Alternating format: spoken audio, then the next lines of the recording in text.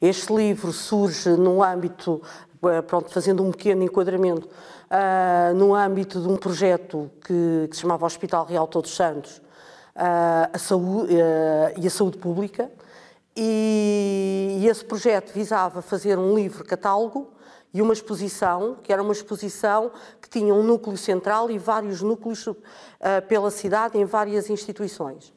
A exposição foi sendo adiada por causa da pandemia e o livro manteve-se.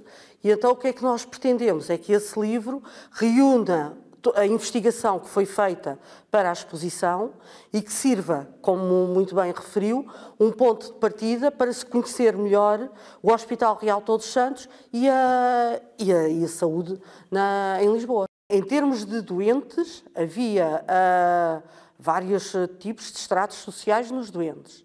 Em termos dos médicos, de quem executava, que tratava da medicina, aí os físicos, os cirurgiões, nós tínhamos, podemos dizer que eram os mais, os que tinham maiores habilitações na altura. Ou seja, eles formavam-se nessa altura, formavam-se em Coimbra e estagiavam aqui, estagiavam no Hospital Real Todos Santos. E, por outro lado, devido aos conhecimentos que Portugal tinha dos países onde estava, tanto nos continentes africano, americano e asiático, serviu também de um local de teste de tanto de novas espécies de plantas e de minerais para a saúde, como novas doenças que surgiam e da maneira como se tratavam essas doenças, ou seja, serviu há um autor que fala em placa giratória, quase como uma placa de giratória desses conhecimentos que chegavam dos outros continentes e que daqui depois partiam para o resto dos países da Europa. Por isso nós temos muitos médicos importantes que passaram pelo Hospital Real Todos Santos e sabemos que no Hospital Real Todos Santos estavam a ser postos em prática os tratados de medicina das diferentes épocas ao longo dos tempos. Temos que recuar ao início, nos inícios da época moderna. Em Lisboa existiam, eu penso que à volta de 40 e tal pequenos hospitais,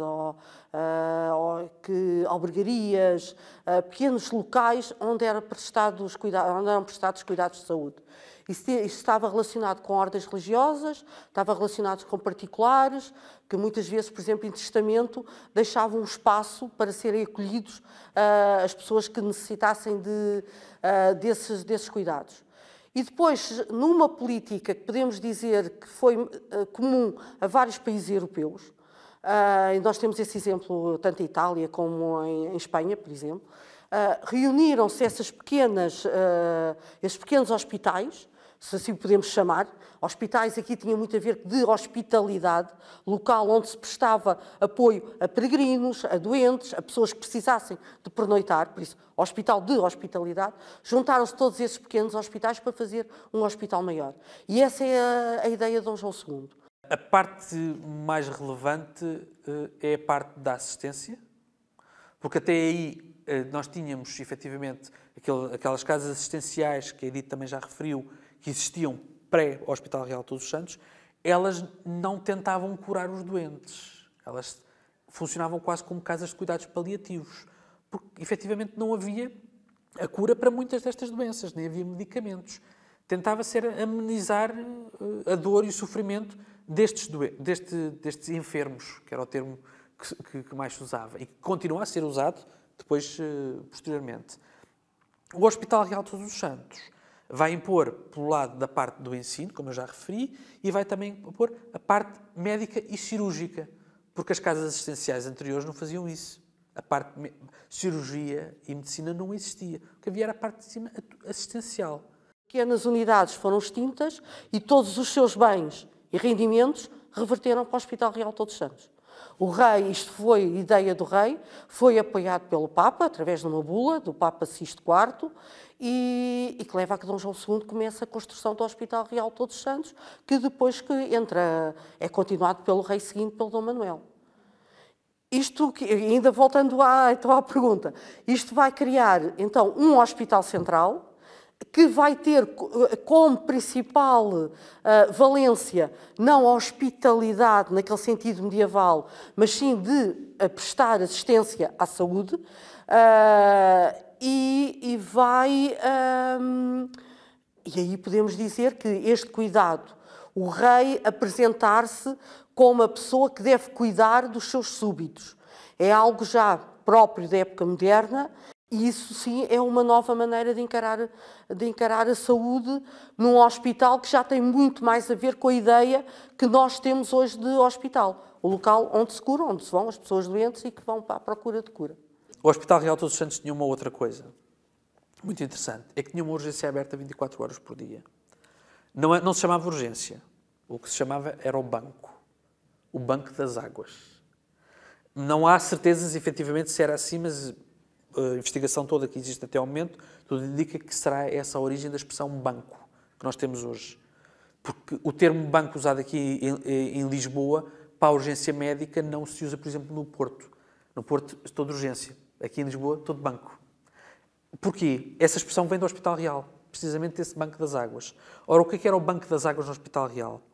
O Banco das Águas era uma sala com um banco corrido que funcionava mais ou menos como uma triagem, em que a urina dos doentes, as águas, lá está, eram avaliadas. Era vista a cor, a consistência, a sedimentação que tinha, eventualmente o cheiro e, em alguns casos, até o sabor. E era a partir dessa avaliação dessas águas que era feito então o diagnóstico do que é que o doente eventualmente poderia ter. Essa política dessa triagem e dessa urgência, sempre aberta, mantém-se depois aqui no Hospital de São José, que é a urgência, que está aberta 24 horas por dia, 7 dias por semana. O Hospital Real de Todos os Santos está ligado a uma realidade que é muito própria de Portugal, que são as misericórdias. Ou seja, o papel que as misericórdias vão ter a nível nacional, a partir da sua fundação, é inédito, comparado com o resto da Europa. E são as misericórdias, e é a Misericórdia de Lisboa que vai gerir o hospital. Por isso aí temos um aspecto em termos de administração. Depois, em termos temos doenças que vão surgir pela primeira vez aqui, porque vêm da África, lembro, por exemplo, o paludismo, por exemplo, essa será das mais importantes, e que vão ser tratadas no Hospital Real Todos os Santos, e quando digo aqui, digo em Lisboa, no hospital em Lisboa, e temos médicos estrangeiros que vêm para o hospital. Eu agora lembro, por exemplo, o Guevara, era um físico espanhol, que é o que vai criar a aula de anatomia no Hospital Real Todos os Santos. Para além disso, com a utilização de plantas e de minerais, por exemplo, que são testados, muitas vezes vindos, como eu estava a dizer, dos conhecimentos que nós tínhamos que os portugueses tinham na altura, do Oriente e da África. Lembro, por exemplo, o colóquio das drogas e dos simples do Garcia da Horta, que descreve imensas plantas, muitas delas que não eram conhecidas na Europa e que vão sendo aplicadas no Hospital Real Todos os Santos. Começa logo em 1504 com o regimento do hospital, em que tratam o doente, dão um estatuto ao doente. Ou seja, o doente passa a ter direitos. E isso é algo que é muito... que remonta logo ao início do hospital. E isso acho que é algo de importante e que se vai continuar sempre. Ou seja, o doente tem direito, e naquela altura era muito estranho, tem direito à sua cama, tem direito à roupa, tem direito à assistência, e essa assistência está toda definida em termos desde a alimentação, ao vestuário, etc. Por isso esta ideia de tratar do doente e do doente ter direitos vai chegar até à atualidade. Depois é o hospital mais importante e com aquilo que eu já tenho estado a falar, não só como um local de conhecimento de novas doenças e da maneira como curar essas doenças, ou seja, nós podemos dizer que corresponde aos nossos hospitais universitários, de hoje, ou seja, são locais onde se recebe doentes, mas também se faz investigação. O Hospital Real Todos os Santos tinha um horto, tinha uma horta, onde cultivava as suas plantas. Nesta altura nós temos a medicação, era muito com base em minerais e em plantas. E ele tinha essas plantas para poder fazer as suas mesinhas e o que era necessário para a cura. Por isso, nós estamos aqui na origem do que podemos ver uma evolução direta, exato dessa época até agora. Nós sabemos que havia aulas, quer dizer, havia cursos, não é? Havia formação. E eu penso que, por exemplo, o facto de haver o horto, de se fazerem medicamentos, por exemplo, há um medicamento que era muito conhecido, que era a água de Londres. A água de Londres servia para curar a sífilis. E a água de Londres eram garrafas que eram cheias aqui em Lisboa. O boticário foi sempre um dos oficiais mais importantes do hospital, por causa dessa ligação, não é, com a medicação. A parte do ensino é uma semelhança bastante interessante do que acontecia no hospital e do que depois vai acontecer aqui. Porque, como o Hospital de São José é o herdeiro, é o único herdeiro direto do Hospital Real Todos os Santos, essa política do ensino, porque até o Hospital Real Todos os Santos ser criado, o ensino da medicina em Portugal era muito limitado. A parte teórica era, acima de tudo, aprendida em Coimbra, e depois, se quisesse fazer a prática e aprender a parte prática, tinha que ir a Salamanca ou a Paris para fazer essa parte. A partir do momento em que o hospital é criado e que o seu regimento prevê que o cirurgião tem que dar uma aula de 1 hora por dia aos seus aprendizes e que esses aprendizes com ele têm de fazer a ronda dos doentes todos os dias, acompanhados com o boticário e com o cozinheiro para saber qual é o receituário que cada doente tem, o que é que ele pode comer, o que é que ele não pode comer. Essa parte da prática vai, obviamente, instituir-se, porque o objetivo era que o cirurgião passasse o conhecimento para os seus aprendizes. Portanto, os mais velhos passam o conhecimento aos mais novos. Essa política manteve-se sempre no Hospital Real, desde 1504, quando é criado o regulamento. Essa ideia, quando o Hospital Real é transferido da Praça da Figueira aqui para o Antigo Colégio Jesuíta, essa ideia mantém-se, principalmente através do professor de Anatomia, que era o Dr. Manuel Constâncio. Em 1911 é inaugurada definitivamente a Faculdade de Medicina de Lisboa, no edifício do Campo de Santana. Com a criação de Santa Maria, em 53, passa tudo para o Campo Grande. E estes espaços são usados de outra forma e Santa Marta, em particular, dedica-se a outras especialidades, deixa de ser hospital escolar. Quando havia epidemias, não eram curadas no hospital. Aí temos uma diferença em relação à atualidade. Ou seja, o hospital curava doenças. Quando eram as chamadas pestes, em princípio eram incuráveis. E as pestes eram tratadas pela Câmara da cidade. E então, desde cedo, e aí nós temos, desde cedo, aí desde o início do século XVI, que nós sabemos que há interesse em criar toda uma estrutura de funcionários do que vai ser chamada a Casa da Saúde.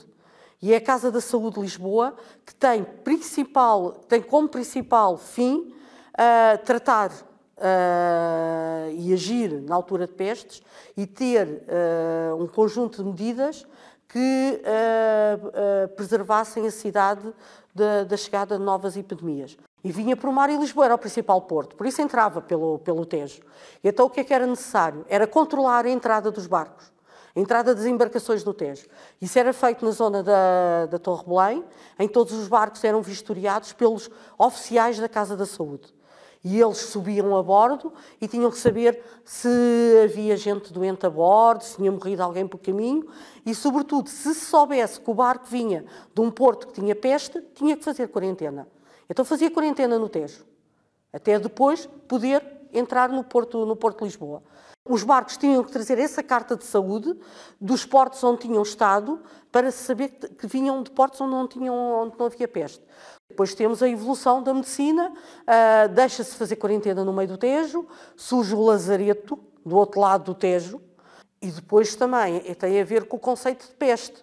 Há muitas pestes que atualmente são doenças que nós conhecemos e que são curáveis ou que já temos vacina e que já não existem. Havia pestes de varíola, havia pestes de tifo, etc., que, pronto, o avanço da medicina fez com que deixasse de ter sentido, não é? Em termos de um surto que não se sabe de que é, ou como é que se contagia de início, as medidas são muito semelhantes. Ou seja, logo naquela altura houve a ideia de que o ar livre era importante, de isolar as pessoas.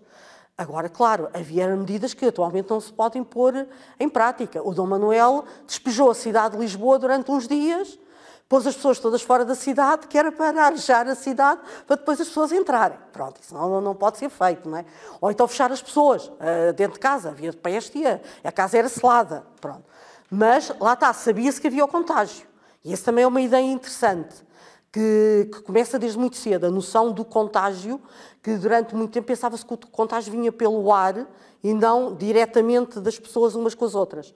E quando se sabe que é pelas pessoas, então ao ar livre estar-se-á melhor. Proibir as procissões, proibir as feiras, ou seja, tudo isso já estava no século XVI. O hospital vai ser o maior edifício da cidade até ser construído o Palácio da Ribeira.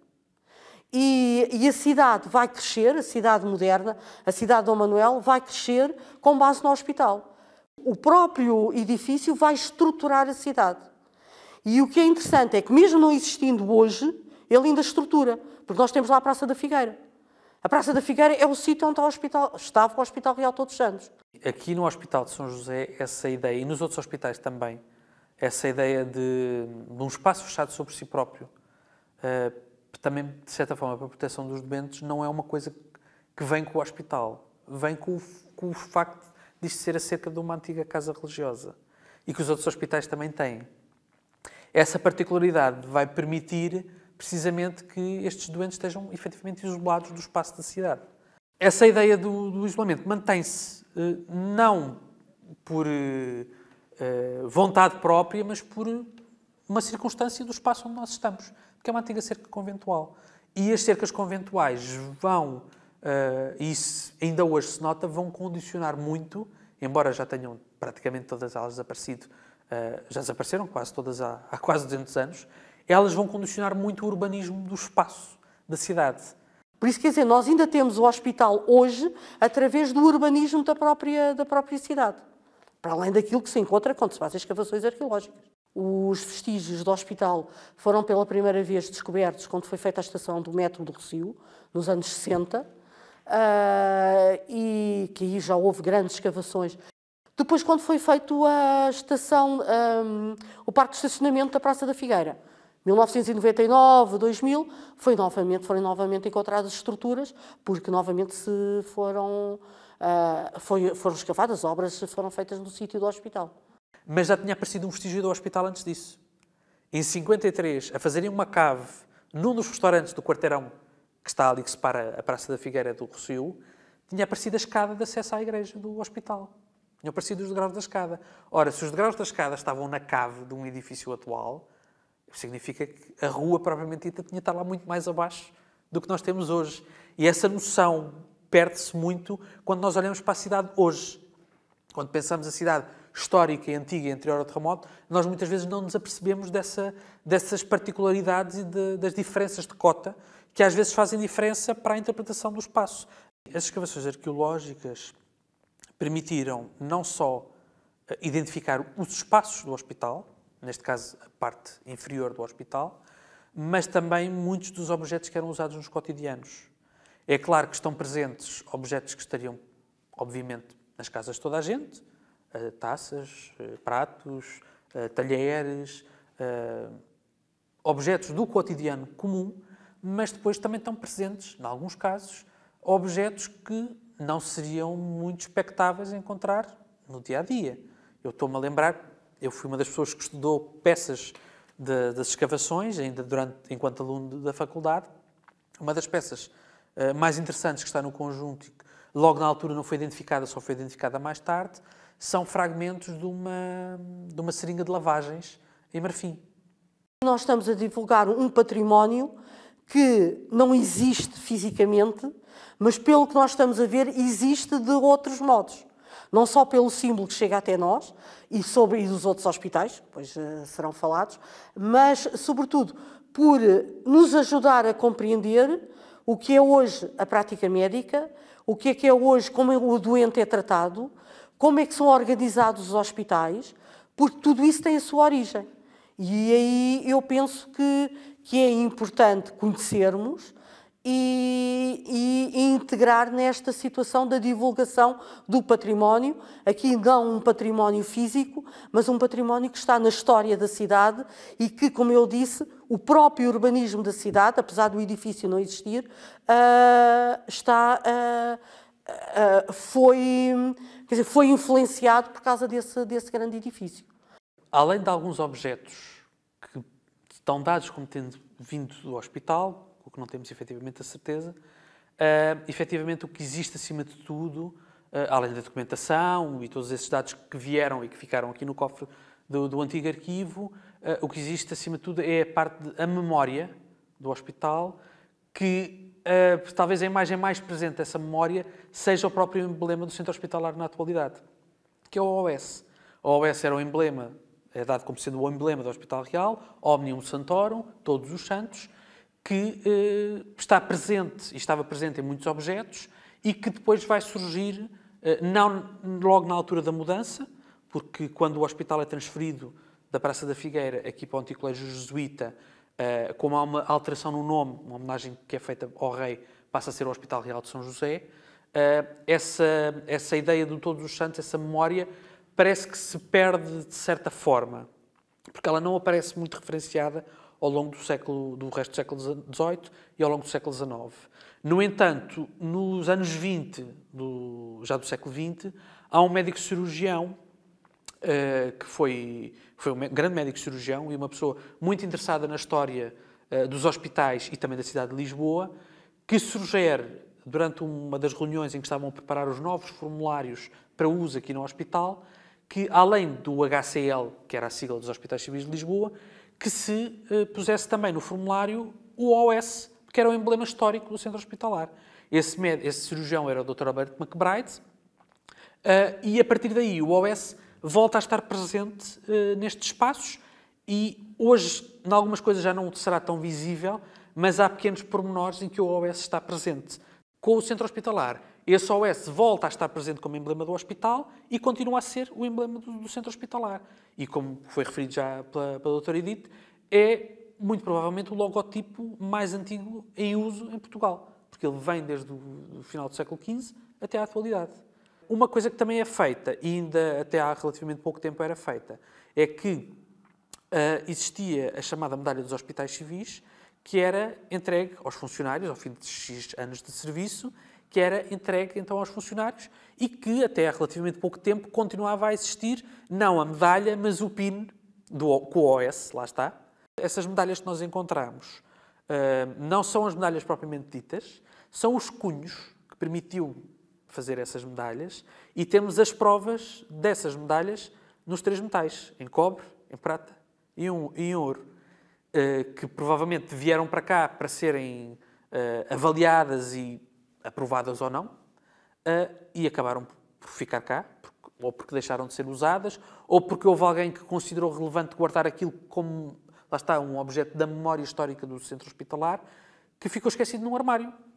E até há 2, 3 anos atrás, em que um funcionário andava a limpar e a organizar um armário e encontrou aquilo no fundo de uma gaveta e nos contactou para nós irmos ver o que era e foi recolhido e foi guardado aqui na biblioteca do hospital. A questão dos santos, que vai para o nome Todos os Santos, vai se manter depois no Hospital Real de São José, porque as enfermarias vão ter nomes de santos. Só muito mais tarde, já no final do século XIX e início do século XX, é que passam a ter o nome dos médicos que ficaram conhecidos por serem os diretores dessas enfermarias. Por exemplo, a Enfermaria de São Miguel passou mais tarde a ser conhecida como Enfermaria Sousa Martins, porque o Sousa Martins foi diretor daquela enfermaria. Mais tarde, e já mais recentemente, passaram a ter números, e em função da especialidade. E porquê é que não existe o edifício? Toda a gente, e aqui é um mito, que o edifício terminou com o terremoto de 1755. Não foi. O edifício foi muito afetado pelo terremoto, mas ele foi reconstruído. E temos até registros dos documentos a pagar aos empreiteiros da altura e a tirar os caboclos, tudo isso. Políticas da altura, Marquês de Pombal, Rei Dom José, é que fizeram com que ele não fosse e que a obra fosse esquecida em 1775. Ou seja, já 20 anos depois do terremoto, isso depois coincide com a extinção dos jesuítas, e há o Colégio dos Jesuítas, o Colégio de Santo Antão, não tem nada, e aí surge a ideia de, em vez de estar a reconstruir, de passar o hospital para o Colégio de Santo Antão. Além da questão do mito de que foi destruído pelo terremoto, há uma outra coisa que as pessoas também não têm muita noção. O nível que nós temos hoje da Praça do Rossio não é o nível a que estava a praça ao tempo do terremoto. Tudo aquilo tem um aterro que tem entre 1 metro a 1,5 metro de altura. A praça estava mais baixa, o hospital destacava-se ainda mais na paisagem. Uma das coisas que é a grande diferença em relação ao início do Hospital Real, que obviamente depois foi desenvolvendo também no Hospital Real, mas que se nota depois mais aqui, a partir do final do século XIX e início do século XX, é o desenvolvimento das especialidades. Porque, efetivamente, a quantidade enorme de especialidades que nós temos hoje, e colégios até da especialidade, é imensa comparada com o que tínhamos quando o Hospital Real de São José foi criado e começou a funcionar aqui. Não havia a separação dos doentes, por exemplo, por patologias não existia. Os doentes acumulavam-se nas enfermarias de forma mais ou menos irregular, independentemente das doenças que tinham. Essa separação por patologias e por doenças só aparece no final do século XIX. Embora em outros países europeus tenha aparecido um pouco antes, é depois, em consequência disso e em consequência também da alta mortalidade que se verificava, que vários médicos, já no final do século XIX, alguns deles até bastante famosos e que toda a gente conhece, o Corri Cabral, o Sousa Martins, o Miguel Bombarda, o Bento Sousa, vários médicos vão chamar a atenção, não só para a parte da higiene, que continuava a ser muito complicada, mas também para a necessidade de doentes de determinadas patologias não serem colocados junto de outros doentes. Uma das coisas que ele, por exemplo, vai introduzir, e que hoje nós achamos é normal e é costumeiro, que é a estatística médica. A estatística médica como órgão, como um instrumento de gestão hospitalar. É instituída pelo Corri Cabral. O Corri Cabral vai criar oficinas a nível interno para a manutenção dos espaços hospitalares. Depois essa política acaba por se alterar a posteriori. Mas naquela altura significou um gasto e uma poupança de gastos e de recursos muito significativa que era necessária para outras valências a nível hospitalar. No espaço de pouco mais de 100 anos, a evolução brutal que houve a nível dos cuidados, da assistência, do desenvolvimento da medicina e da ciência e dos medicamentos. Uma das coisas que ele também reclama é o espaço da farmácia, que tinha um depósito que era um barracão. Não tinha condições. Os cadáveres na morgue estavam em espaços que nem sequer tinham refrigeração. Acumulavam-se durante dias à espera de irem para o cemitério para serem enterrados. Óbvio que isso não acontece, porque, entretanto, foi construído o edifício da morgue, foi construída a anatomia patológica nos anos 10, década de 10, década de 20. Uma outra situação muito engraçada, que também é o Rui que vai ter de terminar com essa situação. As pessoas, se calhar, não sabem, mas existia uma vacaria aqui no Hospital de São José, que produzia leite para as crianças que nasciam na enfermaria de Santa Bárbara, que antes de haver maternidade em Lisboa, era uma enfermaria aqui no hospital onde nasciam as crianças. Corri Cabral, quando chega aqui ao hospital, uma das medidas que vai tomar é acabar com essa vacaria, porque são feitos exames às vacas e descobre-se que elas estão todas com brucelose. E tiveram de ser todas abatidas. A partir desse momento, o edifício é demolido e, ainda no tempo do Corri Cabral, é construído o Laboratório de Análises Clínicas, que era uma coisa que naquela época era uma inovação, mas que veio fazer uma grande diferença a nível do tratamento dos doentes. O que é que são os anexos propriamente ditos? Ora, o Hospital Real aqui de São José, a partir de um certo momento, começa a ter um problema que o Hospital Real Todos os Santos também teve e que, em parte, também contribuiu para o seu fim, que foi a falta de espaço. A falta de espaço e, acima de tudo, a falta de espaço para crescer Ele estava muito compartimentado naquele quarteirão. Ele, quando foi criado, era relativamente pequeno, mas ao longo da sua história, ele foi sendo ampliado e foi literalmente engolindo os edifícios que estavam em seu redor para construir novas enfermarias e novos espaços. Mas a partir de um certo momento era completamente impossível. Já não havia por onde o hospital crescer, nem dava para construir mais pisos por cima. Esse problema da falta de espaço, a partir de um certo momento, vai-se notar também aqui no Hospital Real de São José e continua-se a notar até à atualidade. É um problema desde a origem até aos dias de hoje. Inicialmente, se São José começa a construir edifícios na cerca do antigo colégio, porque a cerca do antigo colégio dos jesuítas ainda era relativamente grande, a partir de um certo momento, mesmo esse espaço é curto para as necessidades e para a quantidade, o número de doentes ia aumentando, porque a população da cidade também estava a aumentar. As especialidades e os espaços que as especialidades necessitavam obrigavam também a novos espaços. Não nos podemos esquecer que isto são edifícios que não foi um edifício que não foi construído para ser hospital. Portanto, adaptar estes espaços para as funções necessárias não era fácil e continua a não ser, em muitos casos. E, portanto, a partir de um certo momento, onde é que a gente vai pôr estes doentes? O espaço não era efetivamente muito. Mas depois vai haver aqui uma questão que vai, de certa forma, aliviar esta pressão, que é o fim das ordens religiosas em 1834, que vai levar a que uma parte significativa dos conventos e mosteiros aqui da colina de Santana fiquem vazios. O primeiro a ser engolido, porque este é mesmo engolido, não é anexado, é o próprio Pelour da Saúde de Lisboa, por questões a nível de organização e de administração, que anexa e põe sobre a administração do Hospital Real e da Santa Casa a Gafaria de São Lázaro, que ficava aqui mesmo à porta, que é o futuro Hospital de São Lázaro. Mas isto é 1844, portanto, 10 anos depois do fim das ordens religiosas. Mas depois, progressivamente, começam a ser integrados vários espaços. A Quinta de Rilhafoles, que vai ser o futuro manicômio de Rilhafoles, para os doidos e alienados, que era a expressão que era usada. Mais tarde vai ser anexado o antigo Mosteiro do Desterro, que estava aqui muito próximo, e que era um edifício que até já tinha tido funções hospitalares durante uma epidemia de cólera. E em 1857 é também ele anexado. E pouco tempo depois é anexado um outro edifício que é criado de raiz para ser hospital. Mas a sua manutenção e a sua construção foram de tal forma onerosas que a Casa Real, que era o promotor desse novo hospital, vai entregar o Hospital da Bem-Posta, mais tarde o Hospital da Dona Estefânia. É a partir dessa altura que se começa a falar em anexos. Quando estão estas quatro instituições são anexadas aqui ao hospital.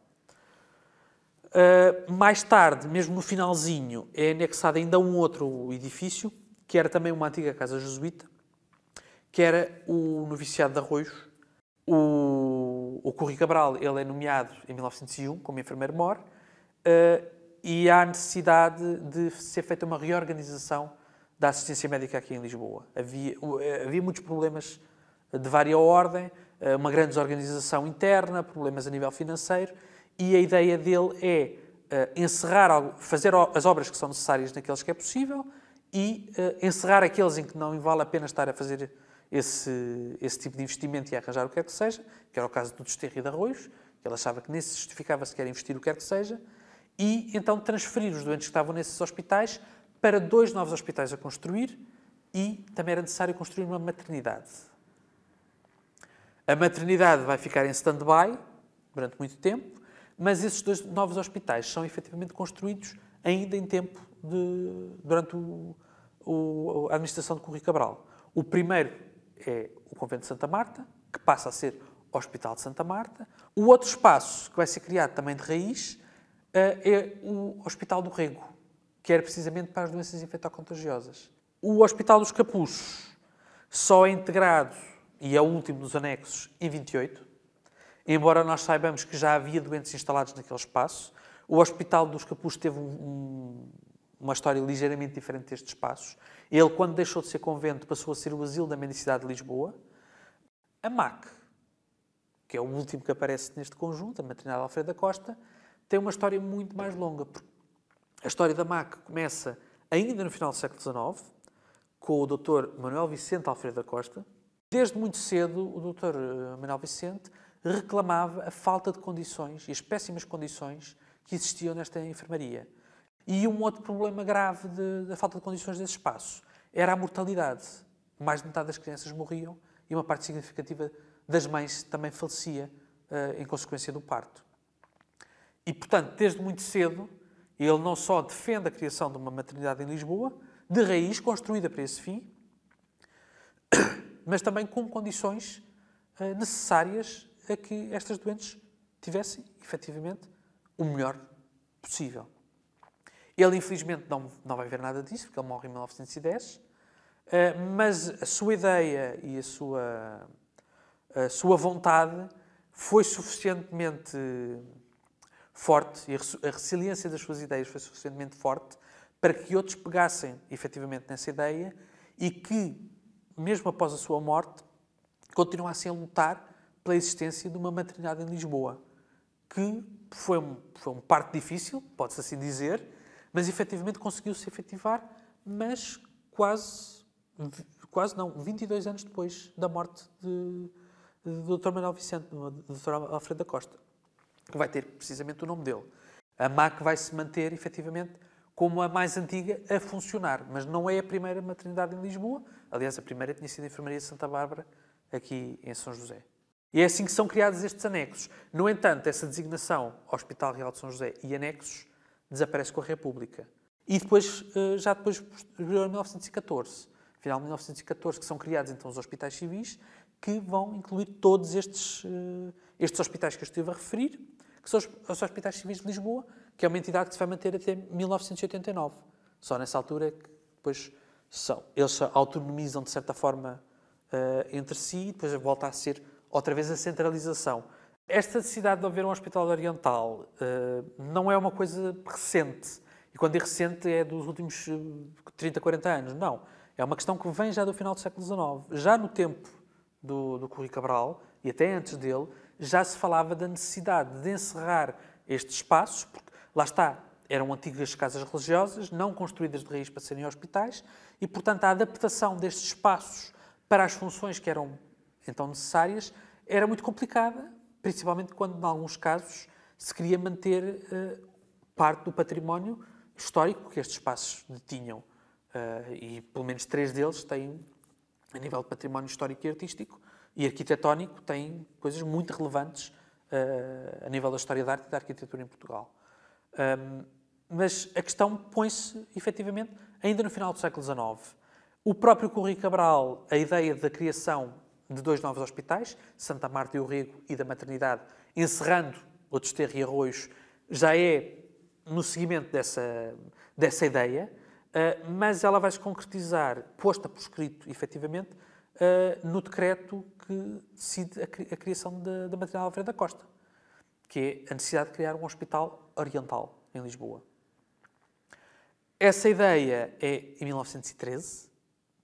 Em 1942, se não estou em erro, precisamente o mesmo médico que em 1913 aborda essa questão num artigo na revista Medicina Contemporânea, que é mais, novamente, um médico que nós já falámos, o Dr. Alberto McBride, que é o que vai buscar o OS.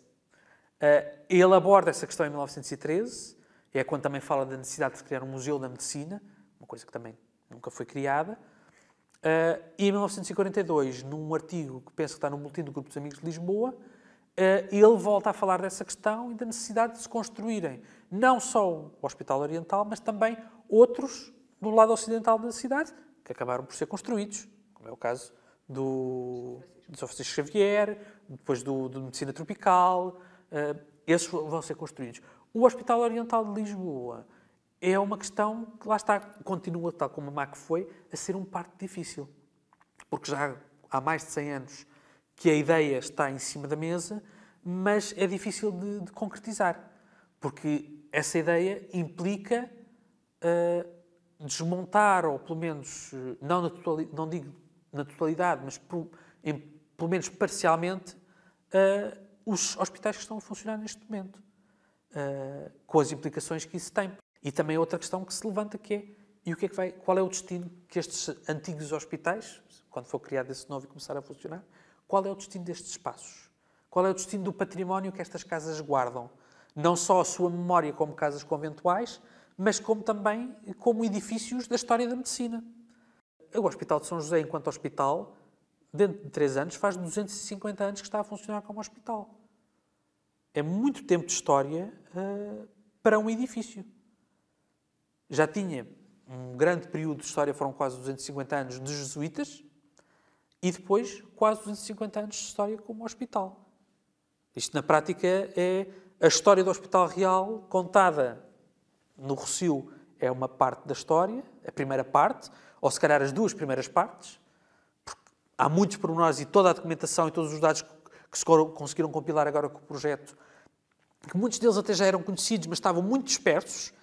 Mas a história da parte dos quase 250 anos aqui do Hospital Real de São José, essa parte ainda está em grande parte por contar.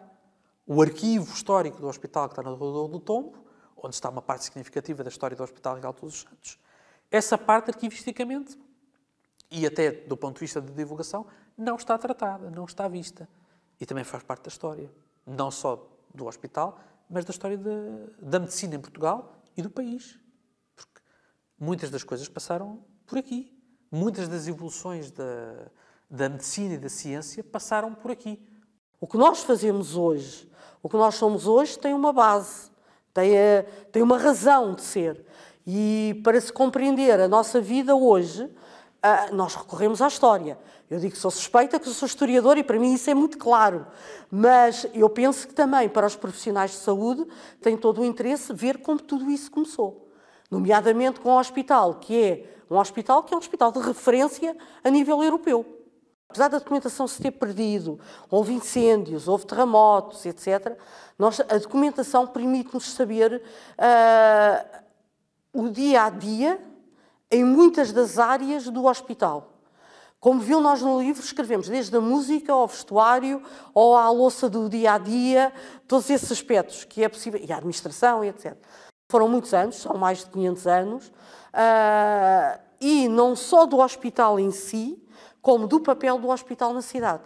Venham ter connosco, nós temos muita coisa para ser estudada e para ser investigada. Teremos todo um gosto em apoiar os investigadores que tenham interesse em estudar o que nós temos em arquivo, fotografias, documentação, aquilo que está no hospital, aquilo que está na Torre do Tombo, têm de ir à Torre do Tombo procurar.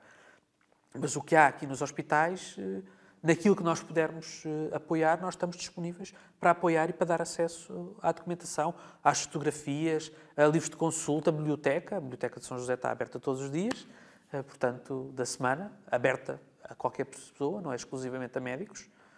Portanto, é um espaço que pode ser perfeitamente usado, não só para estudo, mas também para consulta de muita documentação que aqui se encontra e que certamente não vou encontrar em muitos outros locais.